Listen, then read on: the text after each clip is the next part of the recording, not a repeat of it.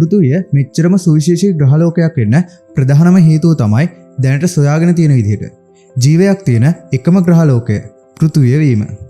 ඉතින් ගොඩක් අයට තියෙන ප්‍රශ්නයක් තමයි පෘථුවියේ ජීවය නිර්මාණය වුණේ කොහොමද කියන එක. එහෙමත් නැත්නම් ජීවයක් නිර්මාණය වීමට අවශ්‍ය අත්‍යවශ්‍ය සංඝටක පෘථුවියට ආවේ කොහෙන්ද කියන එක. මේ ප්‍රශ්නයට උත්තරයක් විද්‍යාඥයන්ට මීට ටික දිනකට කලින් සොයා ගන්න පුළුවන් වෙනවා. එහෙනම් අද අපි කතා කරමු මේ ගැන. පෘථුවිය නිර්මාණය වෙන්නේ මීට වසර බිලියන 4.6කට විතර කලින්. හැබැයි ආරම්භයේදී අධික උණුසුමින් දැවි ගිනිකන්නා ග්‍රහලෝකයක් විදිහට තිබුණත් තවත් වසර මිලියන ගණනක් ගත වෙනකොට පෘථුවිය ක්‍රමයෙන් සිසිල් වීමට පටන් ගන්නවා. විද්‍යාඥයන් සිතාගෙන හිටියේ පෘථුවියේ ජීවය මීට අවුරුදු බිලියන 3.5 3.8 අතර කාලෙදී ඇති වුණා කියලා. කොහොම හරි ජීවයක් නිර්මාණයට බලපාන අත්‍යවශ්‍ය ජෛව සංඝටක නිර්මාණය වුණේ ප්‍රයිමෝඩියල් සූප් තියරි එකට අනුව කියලාත් මේ අය විශ්වාස කරා. සරලම කිව්වොත් ප්‍රයිමෝඩියල් තියරි එකෙන් කතා කරන්නේ මෙන්න මෙහෙම දෙයක්. මුහුදේ තිබුණු මීතේන්, ඇමෝනියා, හයිඩ්‍රජන් සූර්යාලෝකයේ උපයෝගී කරගෙන ඇමෝනියම් ඇසිඩ් එක නිපදවනවා.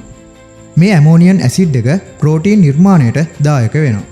මේ විදිහට නිර්මාණය වෙච්ච ප්‍රෝටීන් සහ නියුක්ලික් ඇසිඩ් වගේ සංයෝග එකතු වෙලා self replicating molecules බිහි වෙලා අවසානයේදී බැක්ටීරියා වගේ ඒකසෛලික ජීවීන් නිර්මාණය වෙනවා.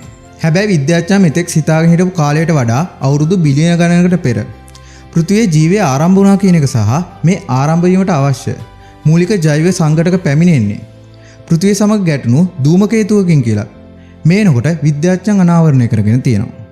මේ බව අනාවරණය කරගන්නේ ඕස්ට්‍රේලියාවේ ජැක් හීල්ස් කඳු වැටියෙන් සොයාගත් ඉපැරණි පාෂාණ කැබැල්ලකින්.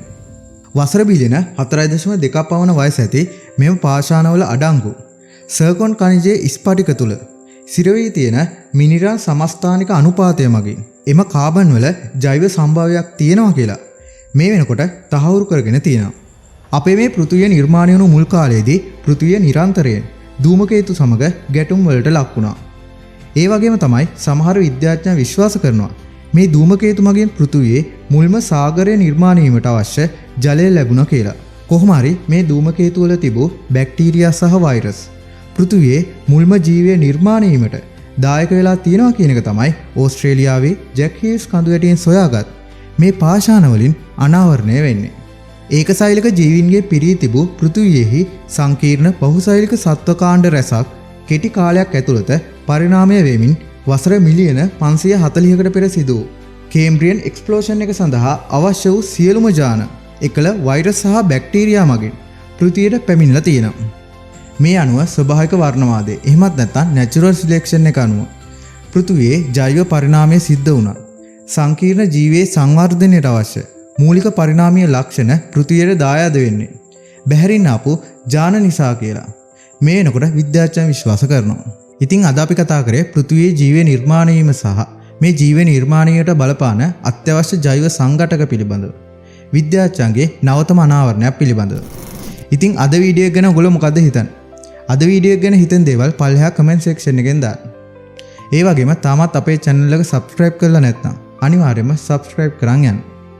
ඉතින් තවත් දවසක මේ වගේ අලුත් මාතෘකාවකින් ඉක්මනට හම්බ වෙමු.